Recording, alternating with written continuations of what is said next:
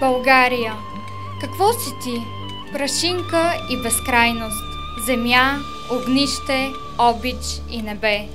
Светът е необятен по случайност, но в този свят аз имам само теб.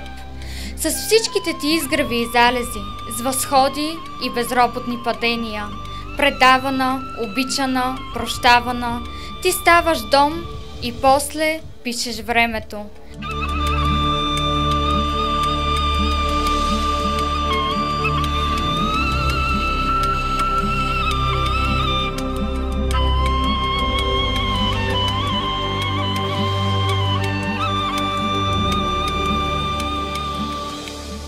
И влагаш в мечтите ни надежда, най-светлото през мрака преоткрила, а името ти, синоним на нежност, повтаря, че човек е дух и сила.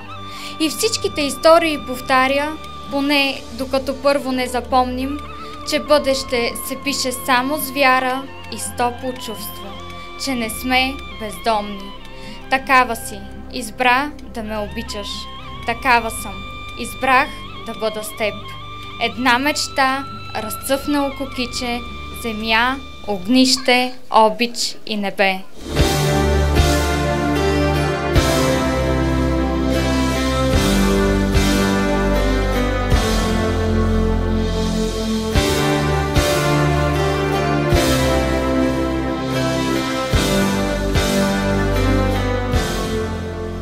Да помним, да пазим и да се прекланяме пред героизма и делото на онези, благодарение на които днес сме свободни.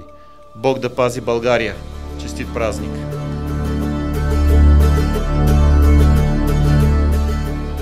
На този ден България празнува, достоинство се представя пред света, пулсира нейното сърце, лекува, плющят развени бойни знамена.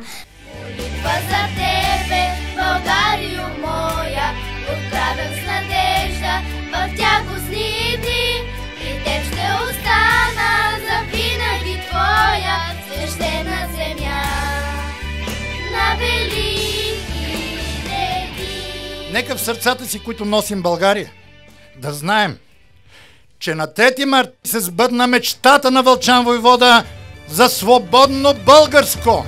Благодаря ти, дядо Вълчо! Това е истината! Винаги тук и заедно с България в сърцето! Обичаме се!